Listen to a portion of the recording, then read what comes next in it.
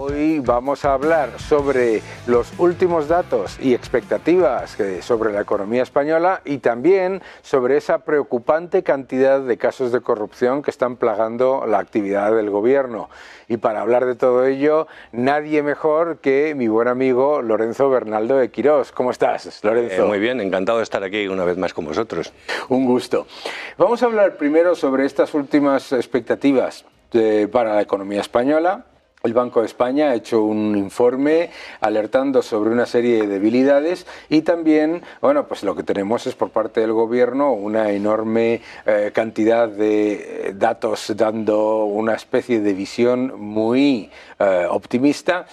Cuéntanos un poco qué es lo que está ahora mismo moviendo la economía española. Bueno, yo creo que, como comentabas, el informe último con las previsiones del banco es muy importante y sobre todo lo más divertido, basta el comentario jocoso, es la interpretación que ha hecho el gobierno de ese informe del banco, en el que prácticamente anuncia un futuro esplendoroso para la economía española.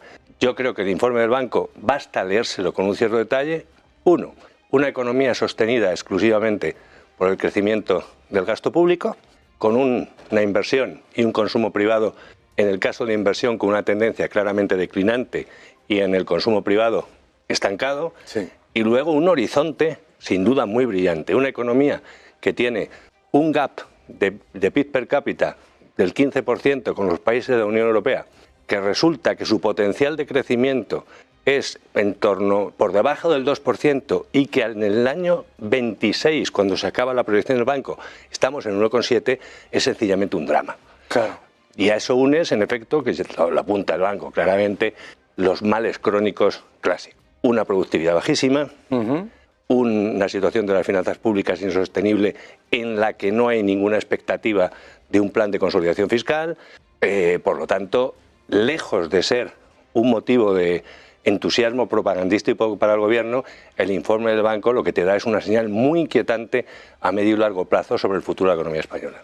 Y una vez que miramos esas expectativas del Banco de España y también la del resto de los operadores que tienen estimaciones para la economía española, lo que vuelve a resaltar, y en el informe del Banco de España parece bastante evidente, es el hecho de la nula fortaleza generada por los fondos Next Generation, es decir, el impacto cero de los fondos Next Generation. Bueno, eso es importantísimo.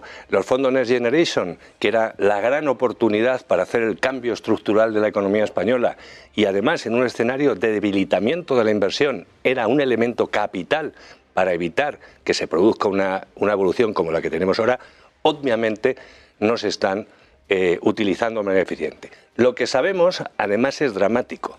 Sabemos que el 88% de lo que se ha ejecutado, que es muy poco, ha ido todo a las administraciones públicas, entes públicos y empresas públicas. El 88%. El 88%. Al sector privado es el 12%. Increíble. Eso sencillamente es escandaloso.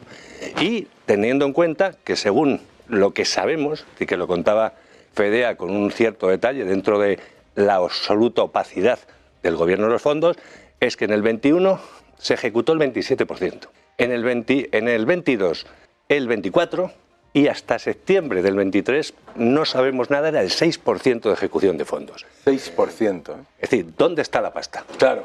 Increíble. Claro. Sí, pero es curioso porque ese dinero de los fondos Next Generation sí está inflando el Producto Interior Bruto. Claro que sí. Y además ha salido una información que es también muy preocupante. Claro, el dinero de Europa llega, pero no se ejecuta en proyectos y mucho menos al sector privado. Y sin embargo, esa caja sí se está utilizando por parte del Tesoro Público para cubrir gasto corriente por parte de las administraciones públicas, aunque luego se tenga que revertir vía contable, pero está disfrazando una situación fiscal que en realidad no es la misma. Eso que comentas es gravísimo. Y eso antes o después te pasa factura. Antes o después los auditores de la Comisión Europea van a exigir cómo se están ejecutando los fondos. Y en efecto existe una muy marcada sospecha de que esos fondos se están utilizando para financiar gastos que no tienen absolutamente nada que ver con la finalidad para la que están descritos. Estuvo hace yo creo hace un par de semanas, me parece, ¿no? Una enviada a la Comisión Europea, sí. Y vamos a ver cuál es el informe que va a sacar sobre el examen que ha hecho sobre la ejecución de fondos. Los fondos se están utilizando mal, de manera indebida, y al sector privado no le está llegando prácticamente nada. Claro. Y si nosotros ponemos eso en el contexto de una economía que encima va a reflejar un crecimiento muchísimo más pobre, porque recuerda que en el propio documento del gobierno se decía que los fondos Next Generation iban a aumentar el crecimiento potencial en 2 puntos. Es decir, que la economía española debería estar creciendo al 4%. Por supuesto. Y está creciendo por debajo de la tendencia histórica y encima inflado por el gasto público. Pero aquí a mí lo que me parece que es también una falta de diligencia es de la Comisión Europea. Porque la Comisión Europea, ¿dónde está para poner encima de la mesa todos estos desequilibrios, ¿no? La Comisión Europea está actuando de una manera escandalosa.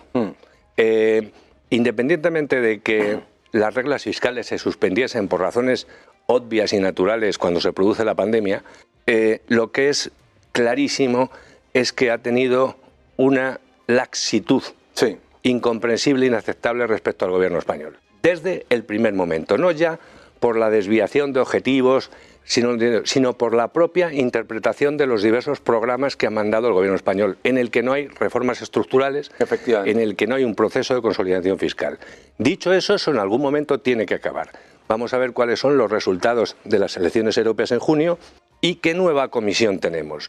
Yo creo que la nueva comisión va a ser muy difícil que mantenga al menos una laxitud tan marcada como hasta ahora, aunque obviamente no cabe esperar que aprieten las tuercas todo lo necesario. Con lo cual, al final, serán los mercados. Claro.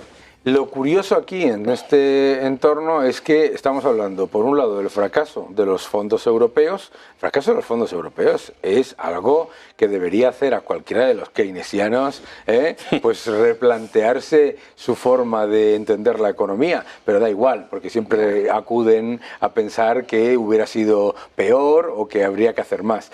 Pero no solamente es el fracaso de los fondos europeos, es que los fondos europeos se han utilizado para los casos de corrupción que están plagando la política española. Estamos viendo cómo ministerios utilizaron fondos europeos para disfrazar contratos en los que se pagó hasta un 300, incluso un 600% más de lo que ofrecían las empresas competidoras solventes, ¿no? ¿Cómo ves tú esta preocupante, bueno, no tendencia ya, sino ya norma, en la que cada día salen nuevos casos de corrupción que afectan a los ministerios del gobierno, que afectan incluso a la mujer del presidente? Bueno, yo creo que es evidente que lo que sospechábamos ha emergido a la luz con una virulencia absolutamente extraordinaria. Si no estuviéramos metidos, como estamos metidos en la realidad española, y fuéramos unos marcianos que aparecemos aquí y nos encontramos un país con una crisis institucional descomunal, con una situación económica en declive, con un riesgo de su integridad territorial altísimo, y a eso le suma con un gobierno que utiliza el poder para perseguir a los disidentes. Si a eso le sumamos además ya la corrupción, esto es Banana Republic. Ya. Entonces yo creo que este tema es un tema muy grave. Es grave la corrupción en sí, claro, pero es grave además en el momento en el que se produce, que es un enriquecimiento basado en la muerte. Claro. Aprovechándose de una situación en la que miles de españoles murieron como causa de la pandemia y en la que unos facinerosos se enriquecieron con los favores del poder. Si eso, como parece, afecta, y hay casos bastante evidentes, al menos a 3 comunidades autónomas de momento, que era Canarias, el ministro Torres, la gloriosa señora Armengol, indiscutiblemente el ministro de Sanidad, claro. Si le sumas a esos 3 mosqueteros gloriosos, la Lady de Winter, que sería nuestra querida mujer del presidente del gobierno, ya el círculo es el de la perfección absoluta. Y luego lo que ha salido estos días de las implicaciones aparentes de la mujer del presidente del gobierno con el caso de corrupción, en el caso evidente de Air Europa, acompañado de un exótico viaje a San Petersburgo, en el que no sé si se deberían a tomar unas copas con Putin, porque ya sería el socio perfecto en esta operación.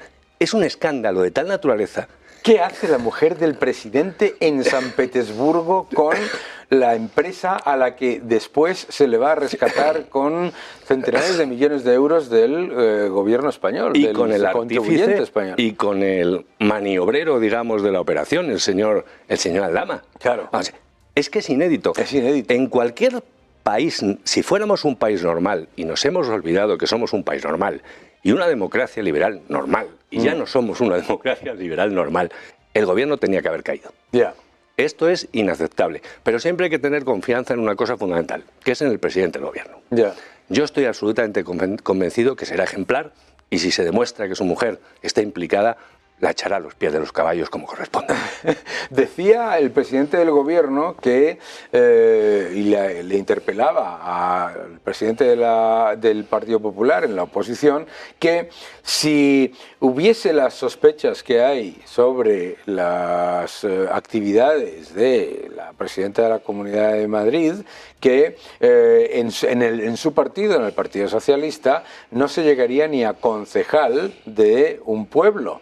Vale, yo creo que más bien es al revés, ¿no? ¿Qué es lo que ves tú en eso? Yo creo que es correcto. En el PSOE no se lleva a concejal, se llega a ministro, a candidato a presidente de una comunidad autónoma, a presidente del Parlamento y a mayor gloria a ser señora del presidente del gobierno. Sí. Una carrera triunfal ante esta situación. Es un escándalo, es decir, el problema fundamental es un gobierno que ha perdido el mínimo sentido del decoro y de la dignidad. Entonces, son capaces de hacer cualquier cosa. Claro. Y cuando uno es capaz de hacer cualquier cosa, nadie está seguro. Y el caso de la presidenta de la Comunidad de Madrid, el forzamiento que se ha hecho a los procedimientos, la entente Fiscalía, Agencia Tributaria, Ministerio de Hacienda, para perseguir a un individuo concreto, es absolutamente inaceptable en un Estado de Derecho.